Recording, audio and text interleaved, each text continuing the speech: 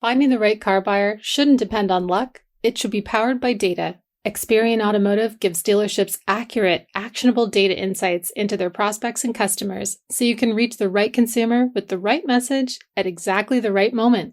Smarter targeting, stronger engagement, more sales. Better marketing starts here. Visit ExperianAutomotive.com for more information. Welcome to Daily Drive for Thursday, March 26, 2026. I'm Kellen Walker in Las Vegas. Today on the show, U.S. auto sales are heading for a rough first quarter. MG Motor brings semi-solid-state batteries to Europe's mass market, and Stellantis workers face parking tickets for driving the wrong brand. Plus, Automotive News Asia editor Hans Greimel talks about Sony Honda Mobility's decision to cancel its Afeela EV models. Without the cars, it's hard to imagine where this joint venture is going to go. They say it's under review. I think that is just a way of camouflaging or putting some window dressing on the idea that they're discussing ways to wind it down completely and disband it. Let's run through all the news you need to know to keep up in the auto industry. U.S. auto sales are heading for a rough first quarter, and it's not hard to see why. March sales are expected to drop 15% compared to last year, when shoppers were rushing to beat President Trump's tariffs. First quarter sales overall could fall 6.5%. That's according to Cox Automotive, J.D. Power, and Global Data. The culprits? High prices, the Iran war, and the end of federal EV tax credits. We'll have more on this story in a minute with our own Michael Martinez. MG Motor is bringing semi-solid-state battery technology to Europe this year. It will come in its budget-friendly MG4 EV Urban. MG is flipping the playbook with this model. Instead of debuting the tech in a luxury car or SUV, MG is putting it straight into a mass-market vehicle. The battery uses just 5% liquid electrolyte compared to 20% in conventional batteries, making it safer and more durable. MG says going for volume first solves a key problem: being able to afford the volume of materials needed. It's a strategy that could accelerate cost reductions and heat up Europe's EV price war. And some Stellantis workers who have been called back to the office recently are getting an unpleasant surprise in the parking lot. They're getting tickets for driving the wrong brand. The automaker is enforcing rules that ban competitors' vehicles from premium parking spots at its Auburn Hills, Michigan headquarters. The catch? Lots for non-Stellantis cars have shrunk and often fill up. The Wall Street Journal reports repeat offenders could have their vehicles immobilized. Meanwhile, GM and Ford have mostly dropped these restrictions for office workers. And those are today's headlines. You can find more details on all those stories at autonews.com. Our own Michael Martinez has been covering the Q1 auto sales outlook for Automotive News. Mike joins me now to talk more about what's ahead. Mike, welcome back to Daily Drive. Thanks, Kel. So, co-host, what are the biggest hurdles right now for the market? Well, how long do you have? I mean, there's a lot, but I guess if you had to boil it down quickly, it would be affordability from any number of angles. We're talking about still rising transaction prices. You have affordability concerns in terms of gas prices that are continuing to go up because of the war in Iran. And you have higher EV prices because of a lack of federal tax credits that exist anymore. So customers are getting pinched, and we're seeing that in terms of the numbers. It's a really bad comp compared to last year because this is the time everybody was rushing out to get their vehicles before the tariffs hit. So year to year, horrible numbers. But if you do take 2026 on its own, still not necessarily that bad. There is some resilience in the market, but as Jessica Caldwell at Edmunds put it, customers aren't really splurging anymore. They're making much more practical purchases because of the prices. So down numbers, still some resiliency, maybe not the worst story in the world. Well, what's the outlook for the rest of the year? And are there too many factors that could change in the coming months to make a solid prediction? For a question like this, you sort of have to turn to the experts like Edmunds, like Cox Automotive, J.D. Power, and they are all holding steady with their projections. They're calling for sales of around 16 million, give or take a couple 100,000. That's not that bad. And I think JDP's numbers went down about 100,000 earlier in the year, but they held steady as of their first quarter update. But we don't really know. It's only the end of March, beginning of April. And as we know, a lot's already happened this year. Who knows how long this conflict in the Middle East could last? If it is prolonged and those prices do stay high, you could see customers staying home or maybe flocking more to EVs. So, a lot of unknowns, even with tariffs, still, given the Supreme Court ruling earlier this year. And you never know what Trump's going to try next in terms of imposing new levies. So, a lot still to be determined. But for now, holding steady around 16 million. Again, not the worst in the world. That would be a fairly strong year. Well, if it's one thing, it's always something else. Mike, thank you so much for joining me. Thanks, Kel. You can hear more from Mike on our weekend drive edition of the show, available Saturday morning. Coming up, our own Hans Greimel talks about Sony Honda Mobility's decision to cancel its Afeela EV program. That's next on Daily Drive. Are you a dealer creating a workplace culture your employees are proud to be part of? Applications are now open for the 2026 Automotive News Best Dealerships to Work For program. This isn't just an award, it's a chance to get real insight into what's working at your dealership and where you can improve. And we've expanded the categories this year, recognizing everything from technician experience and leadership development to AI enablement and employee retention. The registration deadline is April 17th. Find out more and apply at autonews.com. Automotive consumer marketing is complex. Customer data is constantly changing. People move, email addresses change, loans end, leases expire, and vehicles are traded in. Without accurate and up-to-date data, you risk spending money targeting the wrong people at the wrong times. This is where Experian Automotive Marketing Solutions can help. Our solutions help dealer marketers find, reach, and retain customers for life. By leveraging powerful vehicle, consumer, and credit insights, Experian enables you to identify who is actively in the market before your competitors do. You'll know who is coming off lease, who is in positive equity, who is likely to purchase in the next 30, 60, or 90 days, and who is due for service. Activate our highly targeted automotive audiences, reaching in-market buyers, near-market shoppers, service customers, and loyalty segments with precision. The best part?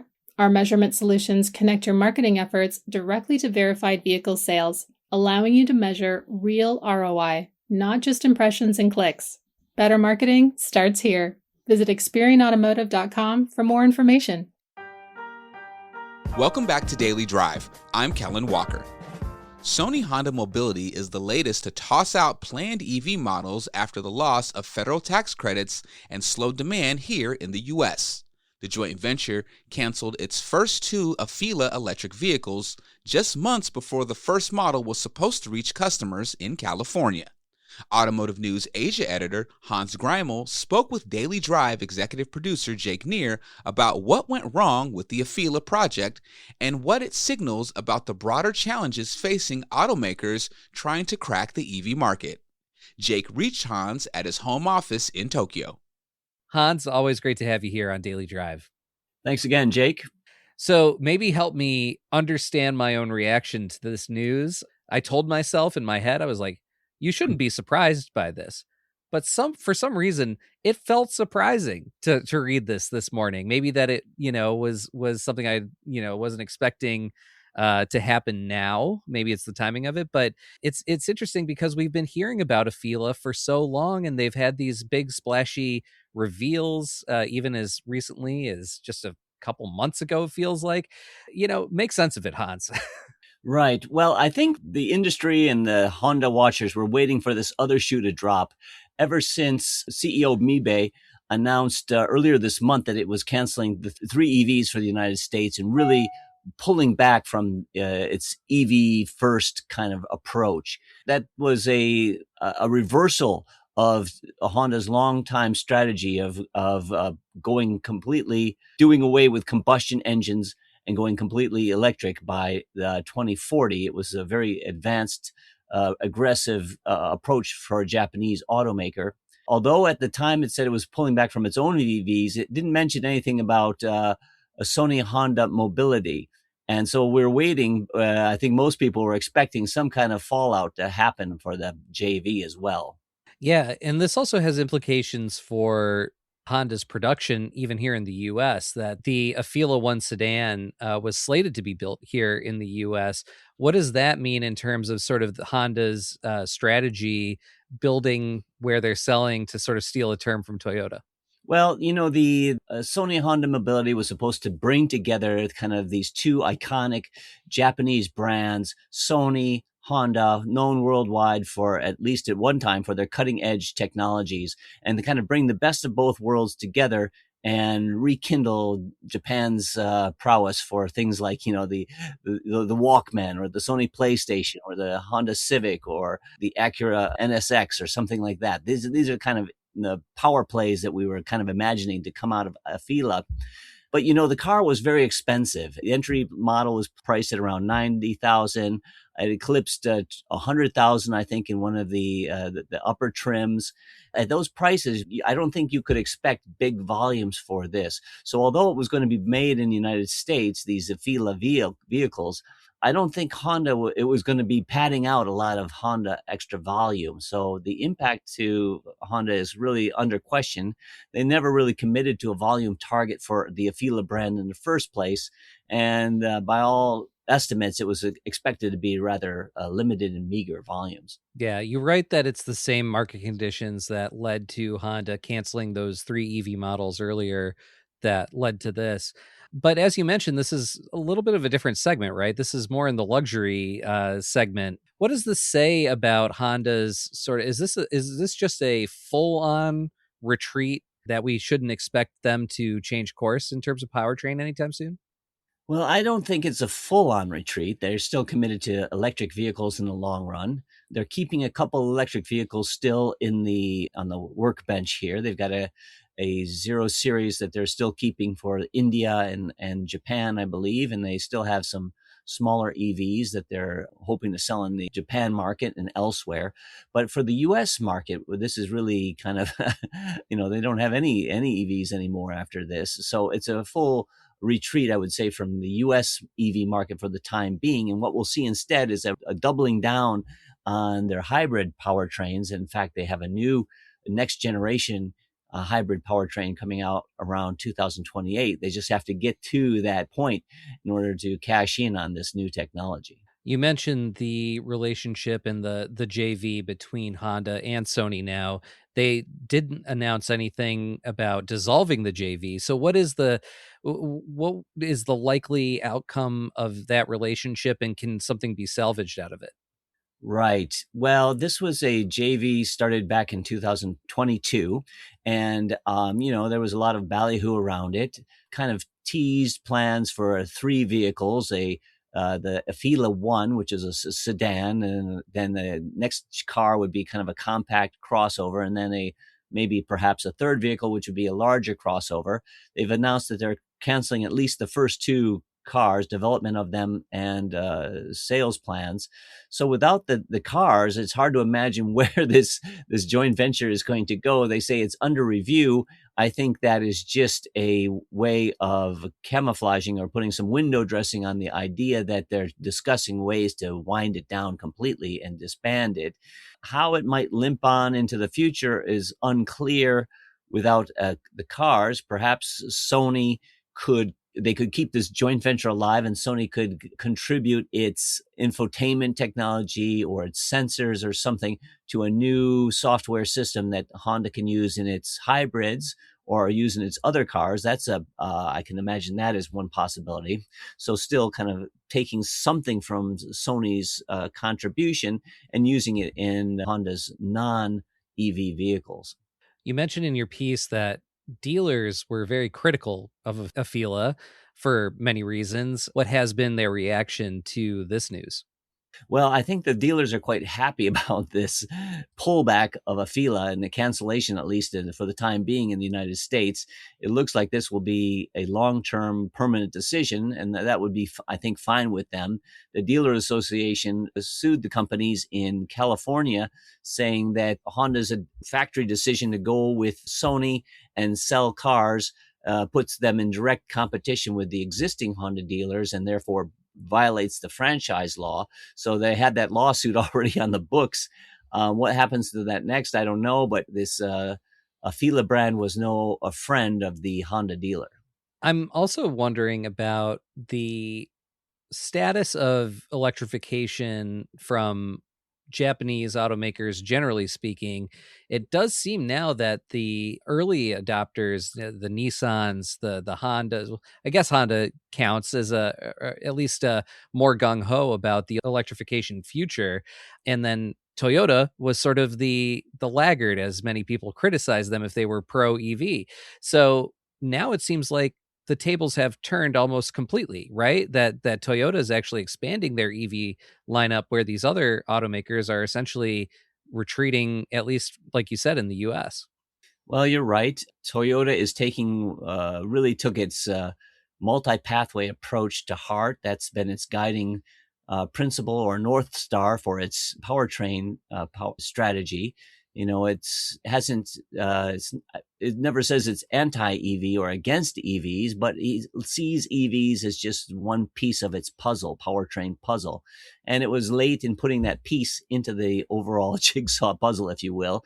But now that it has that piece ready and is putting it into the puzzle, it has a full offering of all different kinds of powertrains to be able to switch flexibly back and forth. And now we're seeing it being able to dial up EVs when it wants to. Of course, its prime moneymaker or golden cow here is the hybrid technology, and that's not going away anywhere soon. But unlike a lot of automakers that put all of its eggs into the EV basket, Toyota remains a little bit spread out and stable with different assets, different places. Hans Greimel is Asia editor for us at Automotive News. Hans, as always, great reporting. Thank you so much for joining us. Thanks a lot, Jake. Have a good day. That's Daily Drive for today. I'm Kellen Walker. Thanks to Automotive News journalists Michael Martinez and Nick Bunkley for their reporting for today's podcast. We also had reporting from William Boston of our sibling publication, Automotive News Europe. You can get the latest news on electric vehicles, U.S. sales trends, and everything happening in the auto industry at autonews.com. Come back tomorrow for a conversation with Jay Gunnanen of Wrenchway about its voice of the technician survey. We found that there wasn't a lot of good data around how many schools were out there with automotive programs, and even going state by state, it was a little concerning that we just have no idea what the education system is putting out. We'd love to hear from you. Let us know what you think of the show and the topics we covered today. Send us an email at dailydrive@autonews.com or leave us a voicemail at 313-444-2774. And if you enjoyed the podcast, remember to like, leave a review, and subscribe so you never miss an episode.